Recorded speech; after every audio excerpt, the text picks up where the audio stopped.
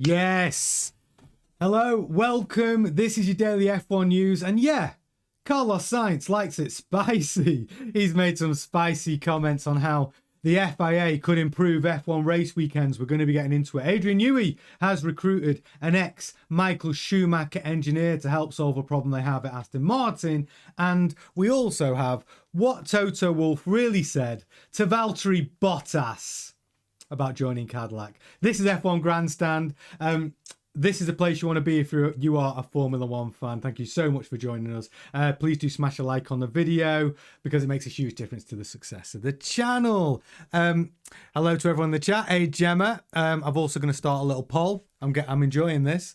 So just before we start, just a quick reminder, the way YouTube works, I hate to ask, but it really is a big thing. Like if you hit the subscribe button and you hit a like on the video, just in case you've forgotten, please do that because it makes a real difference to how well this channel is going to do. And also the notification bell, super important. Hit the notification bell so you don't miss any of our content. And this all new thing called hype.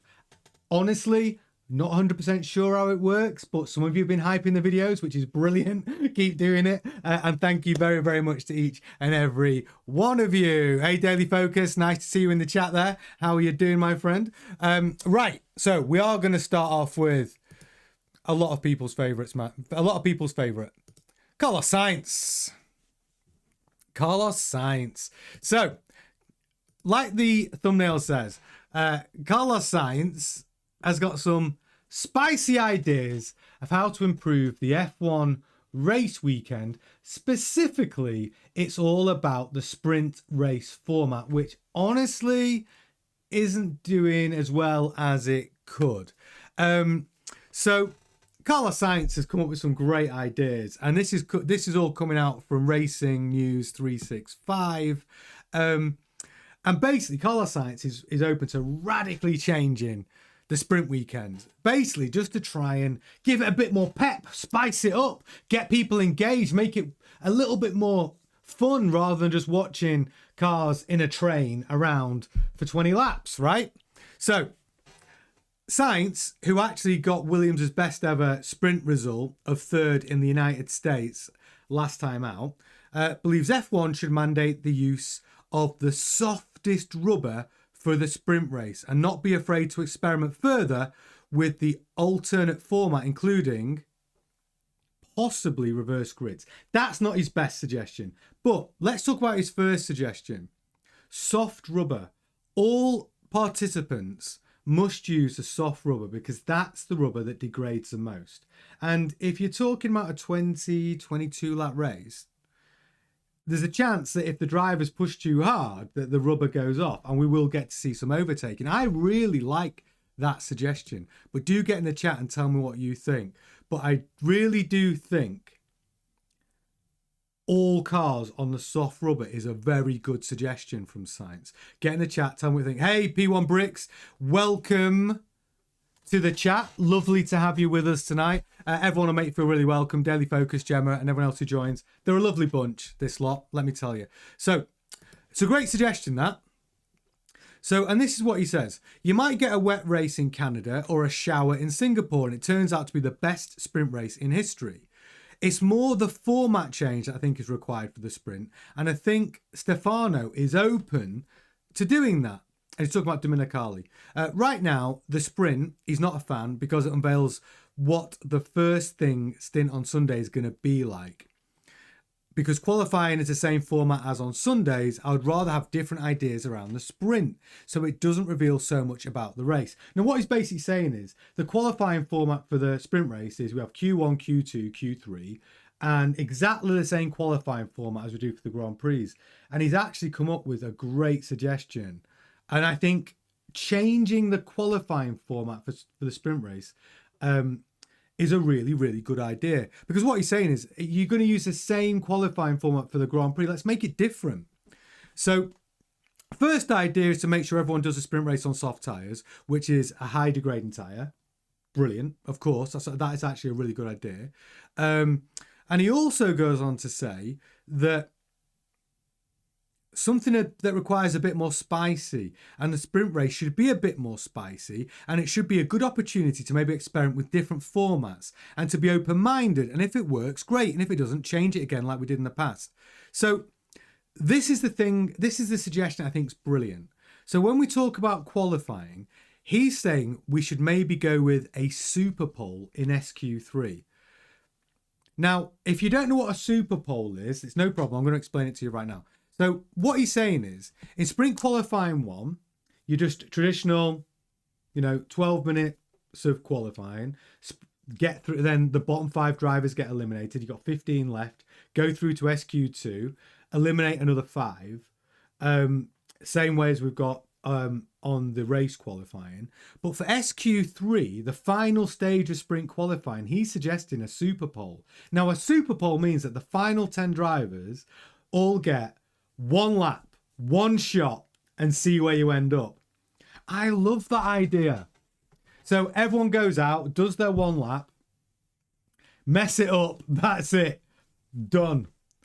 I mean, it's brutal, but I love it. And for the sprint race, I think that's really interesting because even Max Verstappen could mess up his lap. The top 4 drivers could have a stinker in SQ3, and you could end up with a Pierre Gasly P1 in sprint, or a Carlos Sainz P1 in the sprint race. And I actually think that's a really good idea, because what they're basically doing is practicing their qualifying session in the sprint qualifying, right? They're using the same routine of how they'd roll the medium tyre, the soft tyre, and it's literally the same routine. So to change it for sprint qualifying means we could get a really interesting grid for the sprint races. You're not always going to get the fastest guy in pole position, because if it's a super pole in SQ3, you're going to get mistakes, right? All the pressure's on. And we've seen what Oscar Piastri's been like in qualifying this year. Lando Norris has been brilliant, obviously, especially the last few races. But that's what I'm saying. So I really like Carlos Sainz's spicy suggestions for the sprint race. I'm not a fan of the reverse grid. I don't think he is really either. What he's basically saying is that we should experiment to make the format better. Now, we only currently have 6 sprint races in the calendar. And I asked in our poll, as you can see in the chat, it's, do you think there should be more sprint races added to the calendar? Now, here's what I think. I think if they improve the format in the ways that Carlos Sainz has suggested, I think the sprint race could be really quite different to the Grand Prix and really quite exciting. And the super pole element, I think, is brilliant in SQ3. But let me know what you think. Yeah, and I do think, should we add more F1 sprint races to the calendar? So I'm going to go to the chat. Daily Focus says it's... Oh, Daily Focus is telling us about his new Lego mini car for £3.47. That is cheap for Lego P1 bricks. That's bloody cheap. Lego? Have you seen how much Lego is these days? You can get the big, Technic sort of Formula 1 car or whatever. It's like 400 quid. Perfect stocking filler. Now Kyle says, sounds like NASCAR. Sounds like NASCAR. Funny. Yeah, Gemma says Stroll. So let me know what you think about this. Do you think that Carlos Sainz's spicy suggestions to the FIA should be adopted?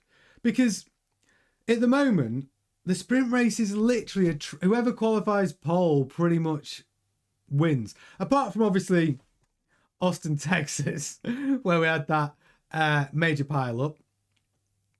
But it is interesting, isn't it? I do think that we should be making that format better.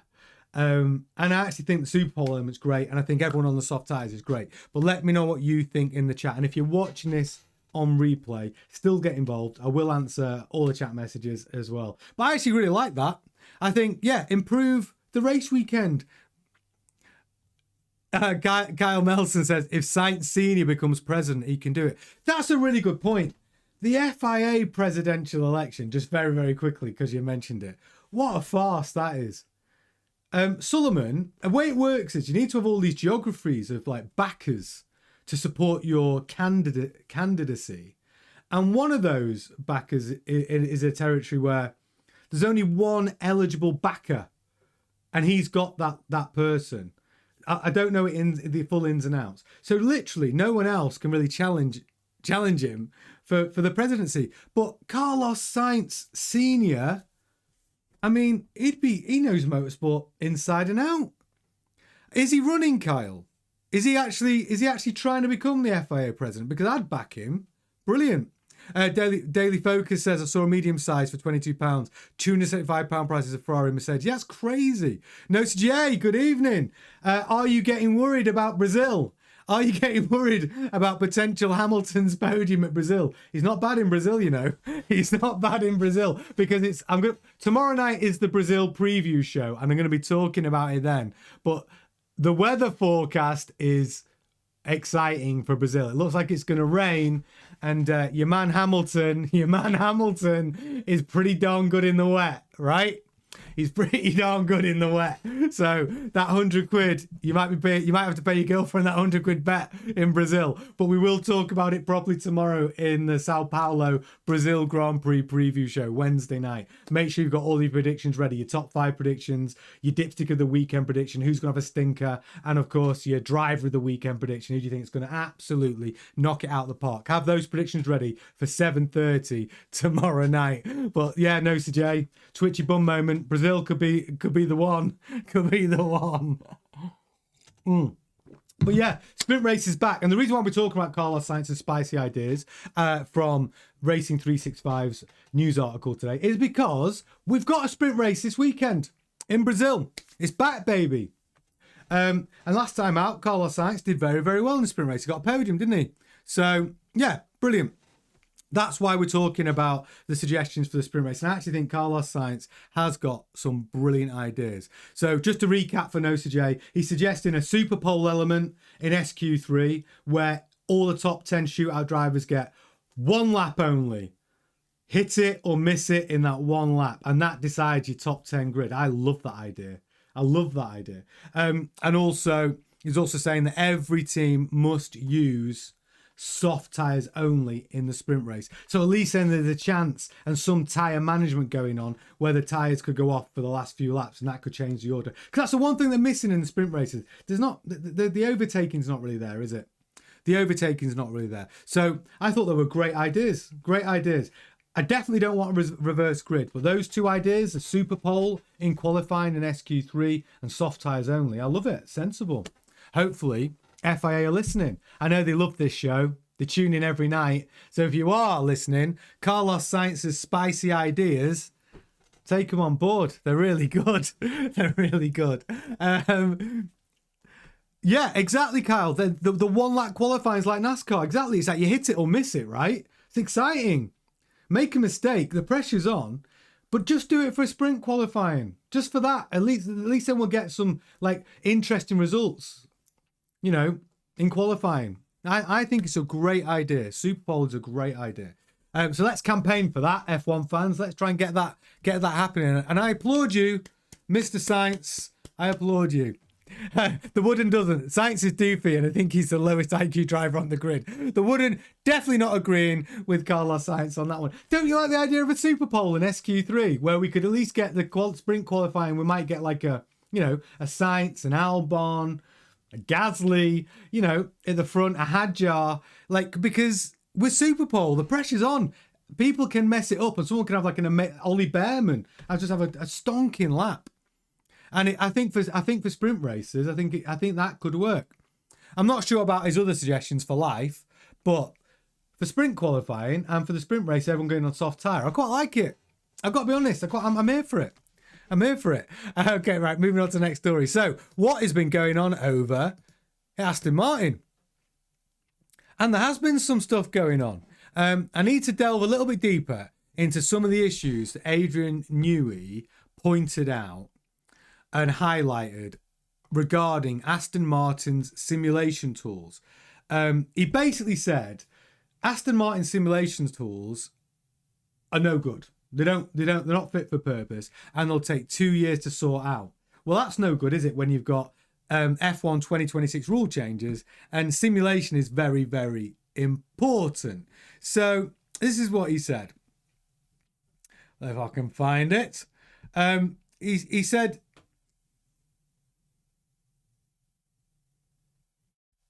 Discussing Aston Martin's hopes for 2026 in Monte Carlo. Newey highlighted the team's simulation tools as a clear limitation. He said, "It's fair to say that some of our tools are weak. Particularly the driver in the loop simulator needs a lot of work because it's not correlating at all at the moment, which is a fundamental research tool." And Newey went on to suggest that it could take up to 2 years to bring Aston Martin's simulation tool up to a sufficient standard. Now, the team has taken steps to remedy the situation since those comments in Monaco. Aston Martin appointed Giles Wood to the role of simulation and vehicle modelling director in the summer, and he worked with Newey at both McLaren and Red Bull. He stepped away from F1 in 2017 to join technology giant Apple, but he's made a return, and he's strengthening its simulation tools. But here's the big one. Aston Martin have brought in Fanello as a consultant. Now, Fanello is, well, super experienced. He was instrumental at Ferrari during the team's dominant period with Michael Schumacher at the turn of the century, if you remember that. He's 61 years old, and he thought to have been recommended to Aston Martin by newcomer Enrico Cardil, who joined as CTO earlier this year. And he was obviously the Ferrari technical director. Now, Fanello originally joined Ferrari in 95. He became the head of vehicle dynamics, which he held from 97 all the way through to Schumacher's final title winning season in 2004. And then, he went into Ferrari's road car division, GT racing division, and he left Ferrari, or left Maranello at the end of 2016. And he's come back to Aston Martin to basically sort out the simulation tools, which is incredible because this same guy was the guy that brought in Ferrari's first ever simulator. So Adrian Newey spots a weakness in the team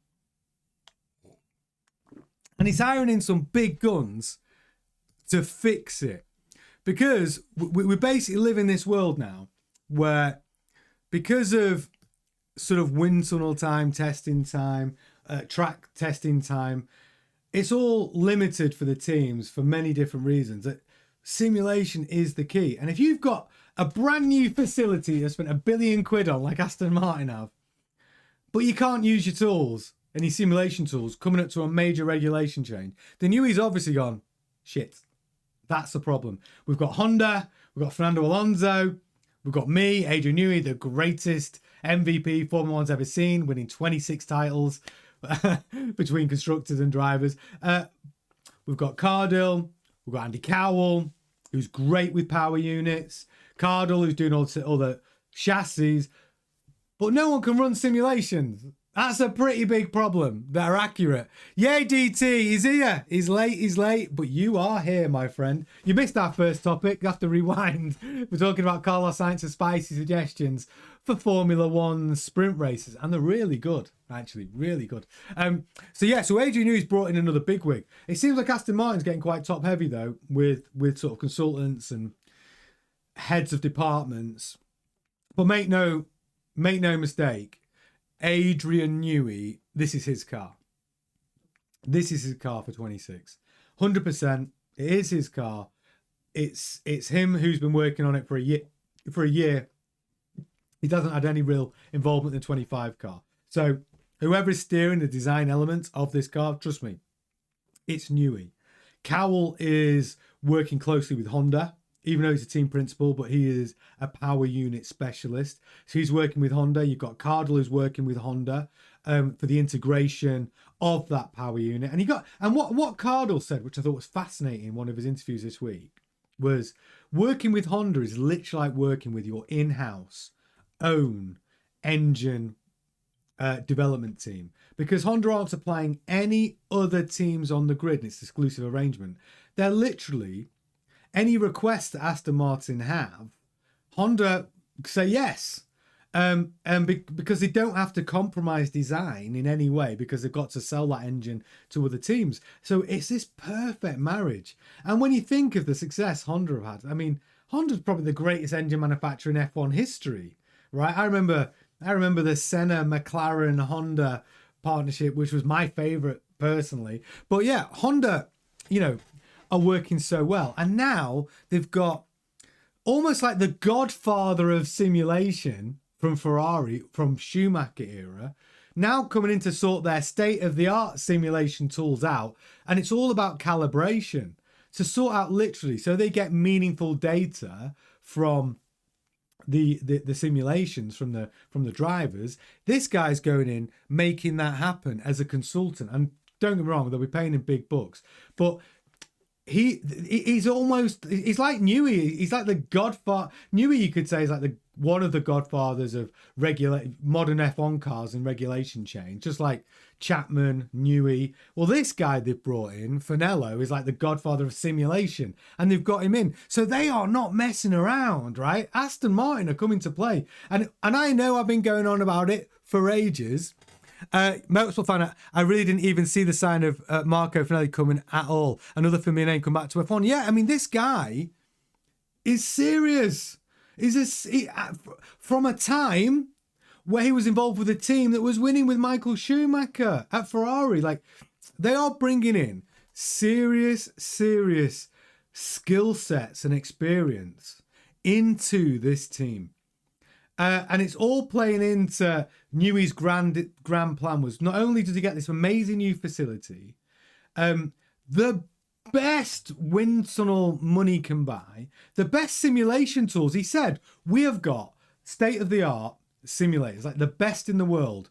Unfortunately, no one knows how to calibrate it to get meaningful data out of it. So it might be the best sort of from a manufacturing engineering point of view, but if the software ain't working and giving them the data, because that's what it comes down to. You build the simulator with the best equipment and the best resources known to man, but if the software which is representing your exact car isn't working, so you're not getting meaningful data and a meaningful run in a simulator which gives accurate data as close to the real car, well, then that's what the issues they're trying to solve.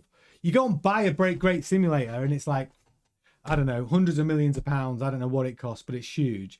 But then there has to be bespoke data that matches. It's, you know, your car simulation is software, right? So it's no good, and it's no good just having the hardware if you haven't got somebody who knows how to translate the real car data into software, into the simulator for the drivers to then drive a realistic experience, to give realistic feedback. And now you've got Finello, who is the inventor of simulation pretty much, right? Coming into the team to help do the calibration for Aston Martin, which Newey said would take 2 years, which I have a feeling it'll be done in 3 to 4 months. And I think that is a masterstroke. And the relationship between Finello and Cardle is absolutely key. So this could be another masterstroke from Aston Martin. Right, I'm going to come to the chat. Hello, hey, so DT, you didn't hear the first topic, but go back and I'm going to give DT. Right, sorry everybody. Let me just catch DT up because DT is a legend. He's the first person ever to donate to the channel, and it was brilliant. Thank you very much, DT. We're on a roll now, baby. But DT, let me quickly tell you, sprint racers. Carlos Sainz suggested 2 great spicy updates. One, all cars should be on the soft tyres, no other tyre choice allowed. That will allow for some degradation and maybe some tyres going off before the end of the race. And the second great suggestion was super poles in SQ3. So if you get through to SQ3, each driver, 10 drivers left, get a chance to do 1 lap. You go on the track on your own, you do 1 lap and then you're off. You either hit it or you miss it. Brilliant. That's a super pole. And that's the spicy suggestions that we got from Carlos Sainz, and I'm here for it. So that's caught you up, DT, but do go and watch the early part of the show. Motorsport fan, yeah. He says, another simulation guy was part of Vettel's championship era at Red Bull, also working on Newey back then. Yeah, because it's so important. It's so important, and it's the software that's the important bit. Once you've got the mechanical simulator, whatever that costs, it's no good if you haven't got somebody who knows how to actually write the software, the data from what your car's going to perform like and put it into the simulator. It's crazy. Hey, Drip, how you doing? Welcome to the chat, my friend. Yes, Will, he's here. Good to see you in the chat, buddy. Nice to have you all with us. So, yeah, I think that's fascinating what's gone on with Adrian Newey. Oh, yeah, Giles Wood. Yeah. yeah, absolutely. Well, we've already nabbed him. Yeah, when I say we, like I'm working for Aston Martin. Just to be clear, I do not get paid by Aston Martin. I do not work for Aston Martin. We are fully independent. But if they want to chuck in some funds, I'll be honest about it. But yeah, Giles Wood, they nabbed him in summer. So really, that simulation team now, you've got the young and the old, you've got the Godfather and the young pretender with Giles Wood. It's a perfect match. And that is Formula One now. Development's done in the simulator. And the fact that Aston Martin have got the best simulator, the best... Do you know their wind tunnel? It's crazy. They have to do their wind tunnel testing with a 60% model, right? But their wind tunnel is full size. So you could drive a Formula One car in the Aston Martin facility and use the full size facility for their F1 car. I mean, they're not allowed to do it, but shit, oh God, it's tempting though, isn't it? I mean, will he find a way to cheat? I don't know. They've got a full size wind tunnel. Like an all singing, all dancing. Adrian Newey says, the wind tunnel is so advanced that we don't even know what how great it is. Nobody's even found the limits of what that wind tunnel can do, right? But they have to use how annoying is that though? You've got to use a 60% model when you actually own a wind tunnel that you can actually push your F1 car into and see the real data. But they can't do that.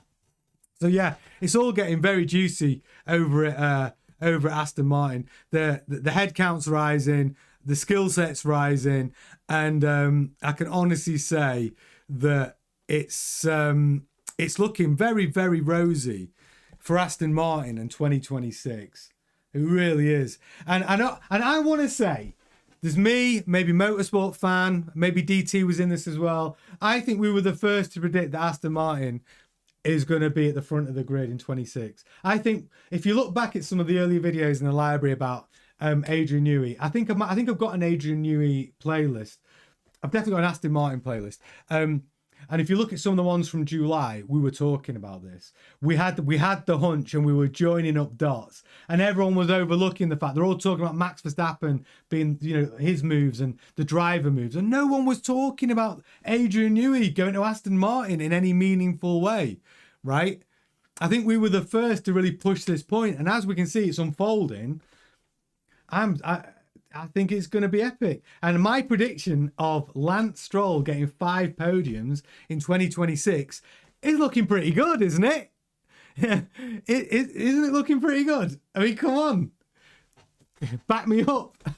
Don't forget, speaking of predictions, tomorrow night, we're going to be doing the Sao Paulo, Brazil preview show for the Brazilian Grand Prix. So make sure you've got your predictions ready. I want your top 5 finishing positions for the race, and who's going to be the dipstick of the weekend, who's going to have a stinker, and who you think is going to who's going to be the driver of the weekend, who's going to have an absolute belter. Have those ready for tomorrow night, 7:30. Oh yeah, tomorrow night is bonfire night. Actually, it's 7:30. I forgot.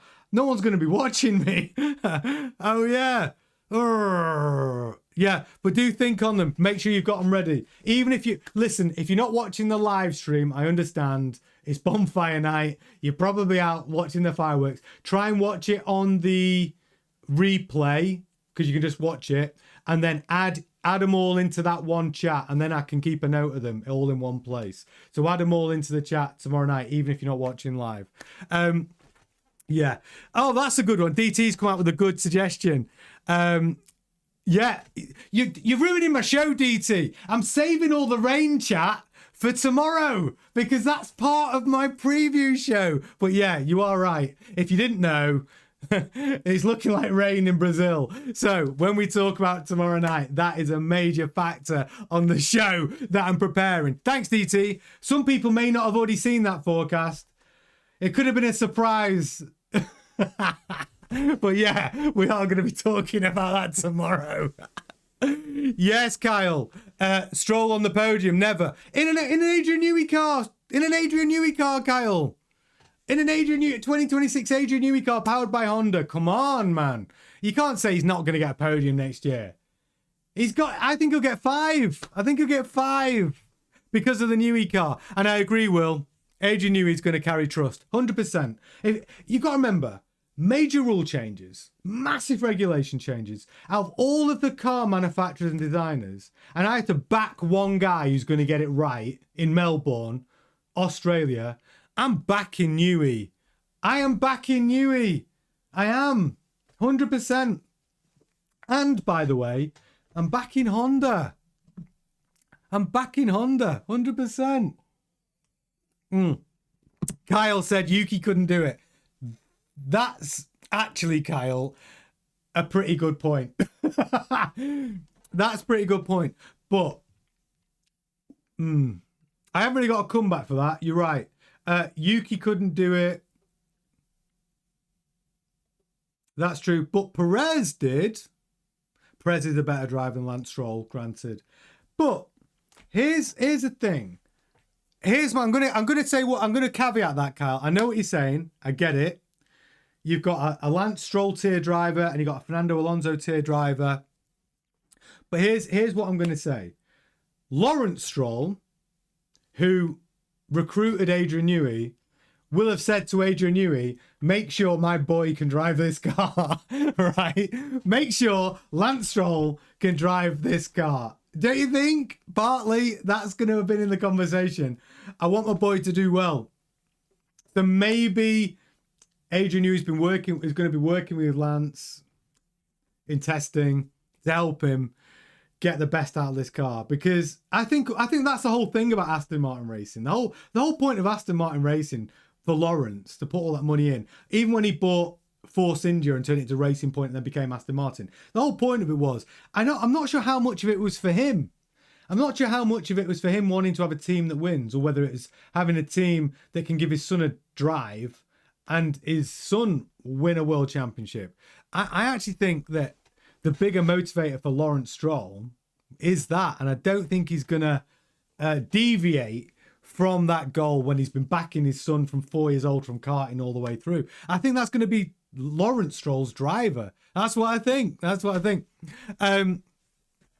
Motorsport Fan says, I would not have thought to see these two key and important technical staff members back working F1 after a long while. Yeah, exactly. They've had it. What I love about it is, like, I love like a redemption story. I like bringing people back. Like, it's like the origin story, the Master's return, right? I like it. I'm here for it. Lance would have a 1+ second car advantage to get anywhere near a podium. Yeah, I agree. I agree. And I think that's exactly what Newey could bring. I do. I think it could be that. For the first year of new regulation change, hypothetically, you could see a 4-second gap from P1 to it'd be P22 then, because of Cadillac. Truthfully, you could. Will's getting his predictions in. You're going to make me remember those. They're going to be in the wrong chat, Will. I need them in tomorrow night's chat. But all right, I'll try and remember. So Verstappen, Russell, Leclerc, Norris, Antonelli. Driver of the day, Alonso. Dipstick of the day, Gasly. All right, I'll remember that. I'm not going to comment on it because I need content for tomorrow night's show. And there wouldn't. If you designed a car around Lance, it would be a trolley. Or there wouldn't. It'd be a trolley. Drip says, I bet every time F1 drivers see a Red Bull, they get tense for a sec. But then they realise it's Yuki. Oh, Yuki. Yuki's getting... Yuki is right now the sacrificial lamb for Red Bull, isn't he? Yuki on the team radio. I need to come in, change my tyres. No, Yuki, you stay out. You got track position because everyone else has pitted. You're now in P3. Max, has already pitted. He's in P2. Hold position. Yeah, but my tyres are off. Stay where you are, Yuki, for another 5 laps and do your best to hold up Piastri and Norris. And if there's a racing incident, Yuki, maybe that's okay. That's what I think Yuki's thing is. That's what I think Yuki's shtick is now for the next 4 races. Kyle Melson says Newey should put bumpers on it for Lance Stroll. Maybe he will.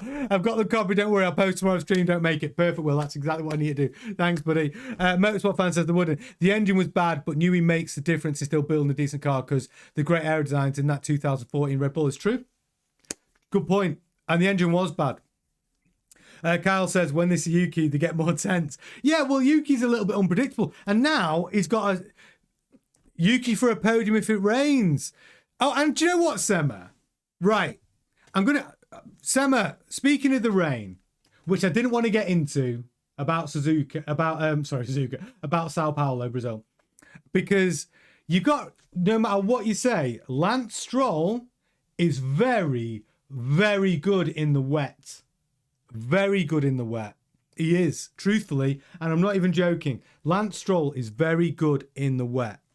The Wooden says the Renault Hybrid Red Bull was shit, mate. Knew he or not. The engine was shit. And do you know what's funny about that? Christian Horner even turned around and publicly said Renault is shit. The engine's shit. And now, I don't know if you've seen the reports. Like, I don't know if you saw the 1.5 billion Adrian Newey F1 team video. I did. But now there's been further news that has come out about Alpine where they really do want investment in the team. But someone did leak from Renault saying there still is bad blood between Renault and Horner, and there would definitely need to be an apology of some sort by Horner if they were to agree to sell him the shares. But Horner's got enough to buy the team outright now. You know, he could.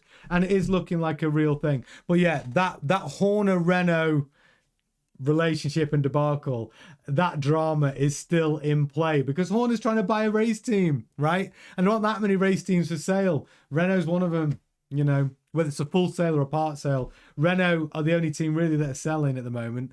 So, yeah, it is interesting. Yeah, and Kyle says, yeah, Stroll is good in the wet because he's used to spinning. I thought you were supporting me there. Because he's used to spinning. Then with Honda's experience and working with Honda. Yeah, Infinity Red Bull on top. You think so? And Motorsport fan, you're right. We can't underestimate Honda either, especially the achievements had with the Red Bull these past number of years. Then Andy Cowell, we know what he is when he was in charge of the Mercedes PU. And we can go further back. Honda at McLaren, Senna, right? Like Honda is like this just Galactico in Formula One when it comes to engines. They have had just like Newey's had, just like Ferrari have had, Williams had. They've had these sort of historic and repetitive moments of success. And yeah, McLaren Honda era though, that's the one for me. That's the era I love the most. But yeah, 100%. Like this Aston Martin, I'm telling you, Honda and Newey back together. The kind of the romance of it. It's going to be brilliant. Lance Stroll's going to get podiums, I promise you. Yeah, and Motorsport fan says they wouldn't. They still got win races and got a number of podiums. It was reliability that hampered. Yeah, the actual Renault engine didn't have a bad top speed. It just blew up. And yeah, you're right. Stroll good in the wet is a myth. Oh, the wooden. Stroll bashing every time. He says, he was right though. Renault don't even make good engines anymore. Well, that's why Alpine are where they are. They've cancelled. The reason why Renault don't make engines anymore is because their share price of Renault, the group, has gone down by 25%. They're in trouble, really, right? As a car manufacturer in general, Renault are struggling. They need to bring back the Renault 5, not the electric version Renault 5. They need to do like a sort of a Renault 5 GT Turbo 2 that's not electrified. I do like the look of that new Renault 5, by the way, the electrified one. But Renault need a hit. They're down 25%. So let me tell you what's going on. So DT says, doesn't one of Alpine's investors who owns 25% want to pull out? Saw something this morning about it. Exactly. There's this sale of 20 to 25% has been on the cards for ages. I was talking about it because for ages and ages and ages about how Horner might get back in. But Renault are not totally against a full sale. And Horner's got a lot of money to put into a team. And this is what comes back to my point a minute ago, where Horner's got £1.5 billion, $2 billion to spend on an F1 team. He's in the ballpark for buying Alpine. Renault don't really like Horner because what they said about Renault engines, he was right. They were crap. But there'd have to be some sort of apology. So if the 25% investor sells 25% of his shares, there's got to be an agreement with Renault, right? As in to say, okay, this can be a partner in the team. I don't think, I'd love to see the contract, because here's the other thing. We're assuming here, and we are assuming, that Renault have a say of the other investors' sale.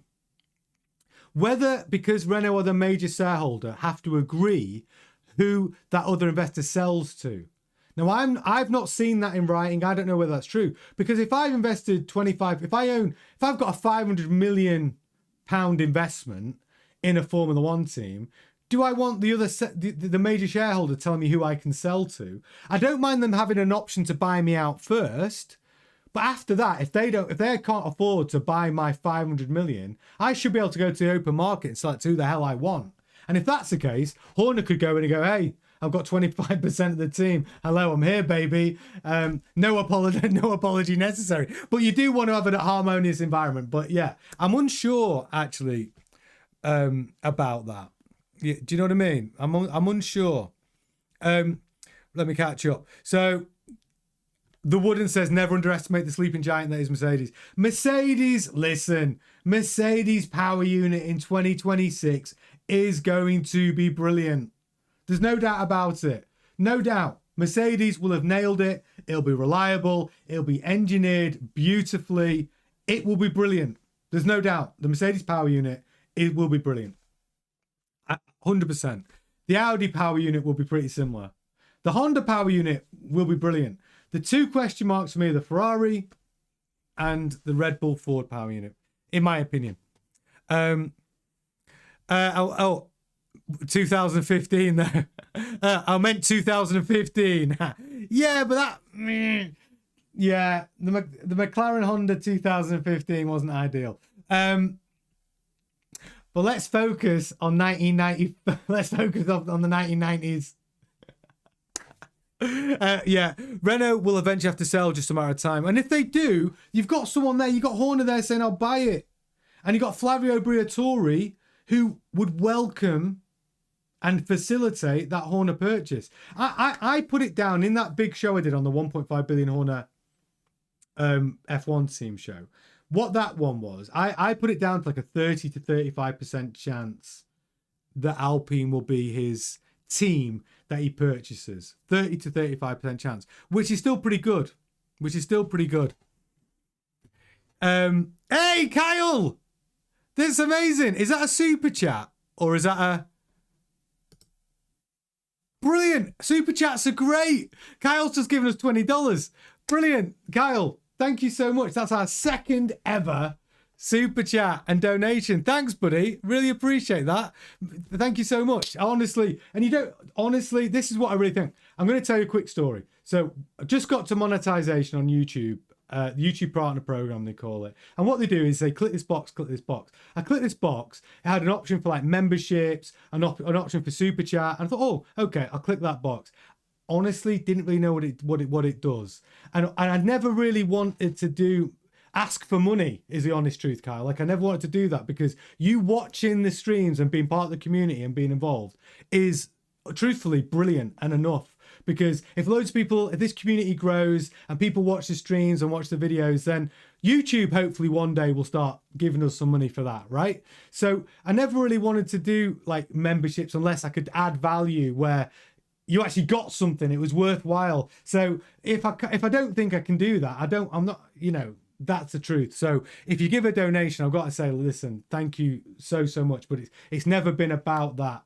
I just really, really grateful to people who watch and support the shows by watching them. But Kyle, thank you so much, and it really is appreciated. And you know, hopefully not too distant future we'll start making revenue, right? So listen, thank you very, very much. It's really, really appreciated. Thank you. Summer, late to the party again. Late to the party again. What are you doing? We're near the end of the show. We start at 7:30. I know you're in Australia. Make sure you do watch on replay. But again, Kyle, DT, both of you have been so generous. Thank you very, very much for doing it. Love it. Yeah, Kyle, we're going to do eventually. like as we keep growing, and honestly, it's getting better and better at the minute. The views are going up. People are joining. It's really, really getting very, very cool. I'm so pleased how it's all working out. We will do some cool merch, 100%, but I want it to be right. I don't want to be one of them channels that like goes, hey, we've got these hoodies and t-shirts, but when you get them, you're like, they're shit. Like, if I'm going to do it, trust me, I'm going to do it like so the quality is really, really good and the designs are really freaking cool. So I will do all that stuff. Just, you know, we're not in a crazy rush, right? We're all doing all right. We're doing good. We're all having a good time. And we'll just keep making great content. I've got some brilliant content. I hope you like it, which is a bit different coming later in the week. And I hope you enjoy it as much as I'm enjoying making it. So yeah, a little bit of a heads up. That's going to be coming after this race weekend, and I think you'll like it. I hope so. So yeah, thanks again. That's a very, very cool. I did have another story. I want to get into it. So that we've covered Adrian Newey, but this is the last one that I wanted to get into. And this is our old friend. This is Gemma's favorite. We're going to talk a little bit about Valtteri Bottas.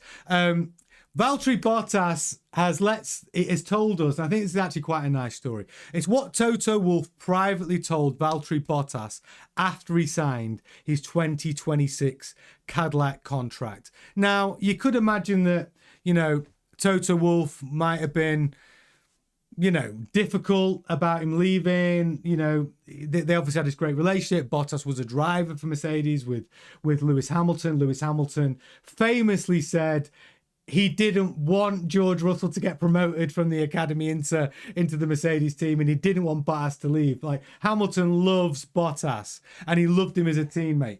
But anyway, so Bottas, we all know, is coming to the grid in 2026 for Cadillac. But here's the nice bit, right? So this is what Toto Wolff, the old man Toto Wolff, had to say about Valtteri Bottas.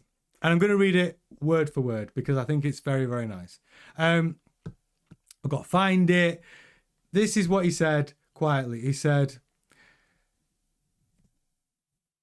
Toto, this is what Valtteri Bottas said. Toto has seen in me that I miss racing, and he knows how I want to race. And he was like, yeah, really, really happy for me that I got the drive at Cadillac.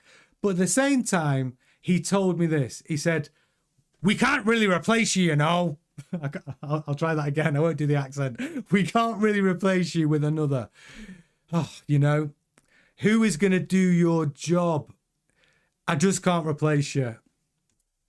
And that, I think, says a lot about Valtteri Bottas. And I analysed this and I thought, well, what did he mean that we just can't replace you? Obviously, there's drivers chomping at the bit to be the reserve driver in the Mercedes F1 team. But what he means is Valtteri Bottas, since he's been the reserve driver at Mercedes, has been not just brilliant in the simulations, not just quick when he's been doing testing, but it's how he handled the rookie Kimi Antonelli.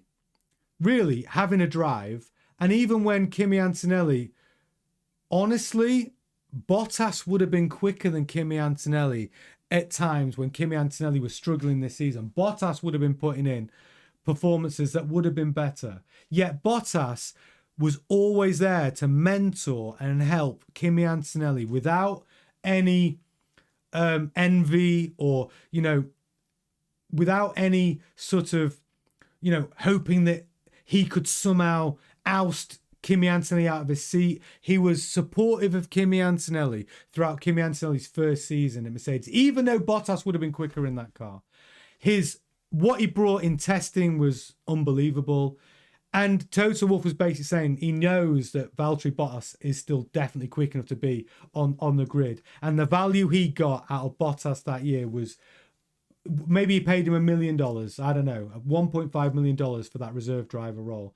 But what he also got out of the PR that he did for the team, the support for Kimi Antonelli, and the testing was just never going to be replaced by another reserve driver. Because what do? You get a rookie reserve driver.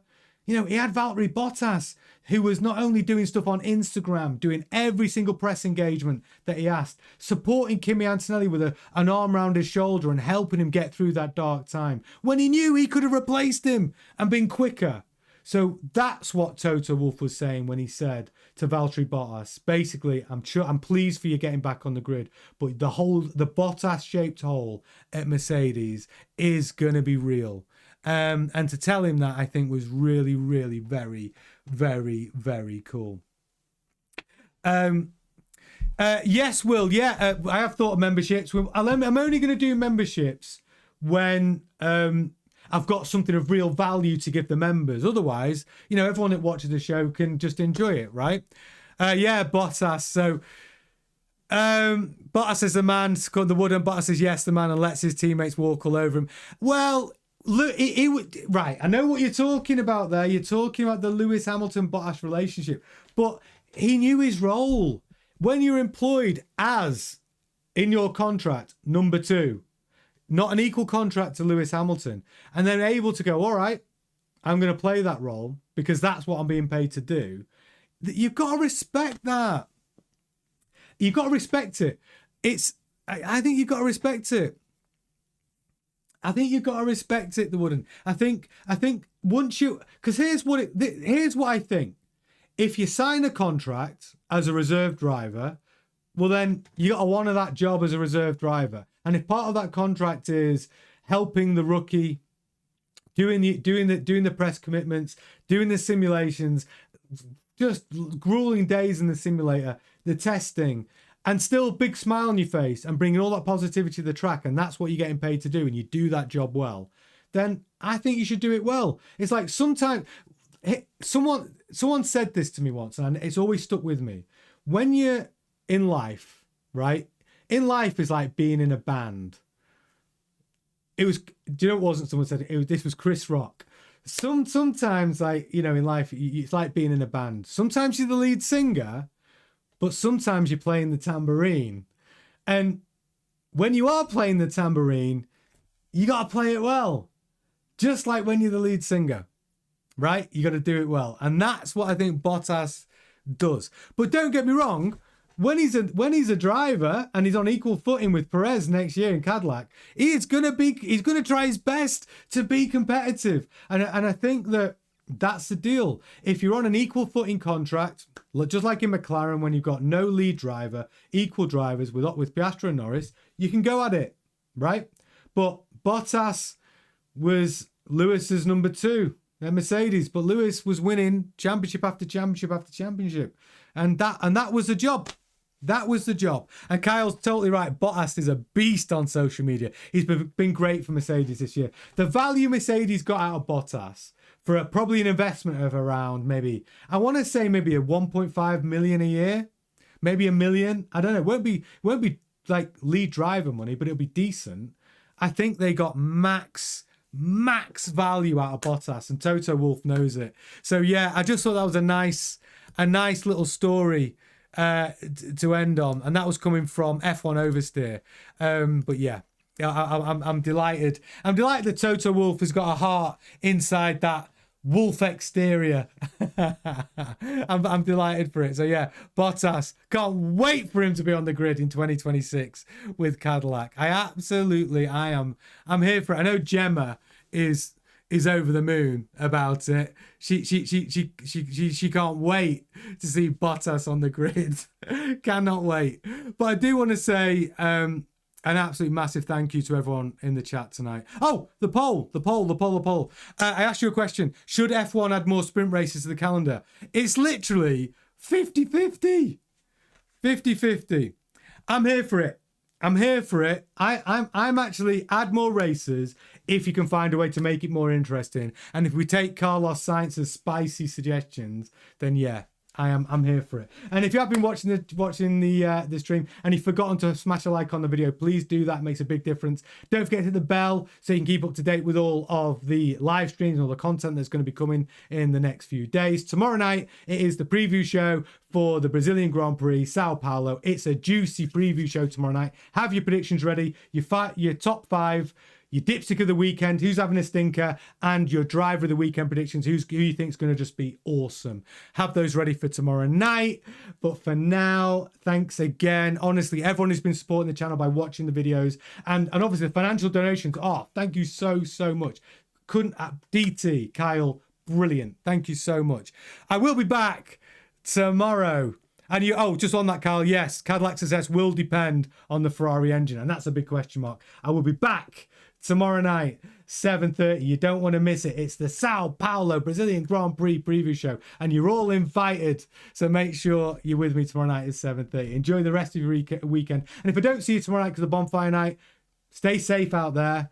You know, all of that. Don't go back to unlit fireworks. You know the drill. But do have a great time. And don't forget to watch the replay. Enjoy yourselves. See you tomorrow. That was a long goodbye, wasn't it? Ta-ta.